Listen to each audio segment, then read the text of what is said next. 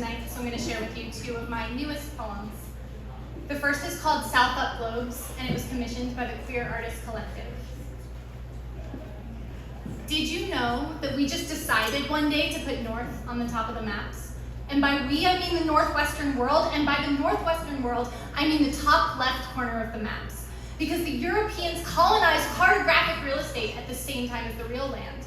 And by maps, I mean the dimensionally skewed pictures of the globe. And by the globe, I mean the thing we can agree is definitely not straight.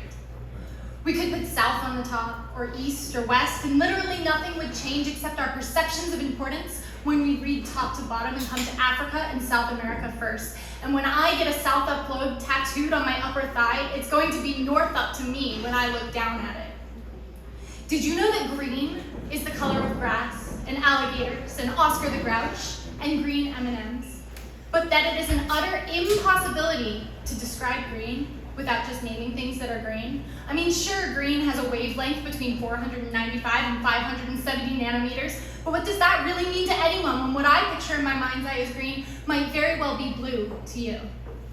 The word green now sounds completely made up. We call this semantic satiation. But of course, the word green is completely made up, and we call this language. And what if it doesn't matter if we have a universal experience of the color green as long as we live in a world filled with green things? Did you know that when they say the universe is expanding, they don't actually mean that the bubble that is everything is spreading into the not bubble that is nothing?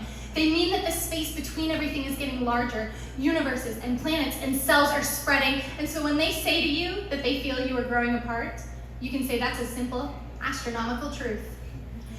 Did you know that orientation isn't real and truth isn't objective and taxonomies cannot hold mysteries, and that the more I take in this world, the more obvious it is that nothing is obvious and everything is queer, and queerness is expanding into the obviousness and reclaiming the green things and flipping the maps, and how beautiful is it to exist in the curves that are our cosmological birthright?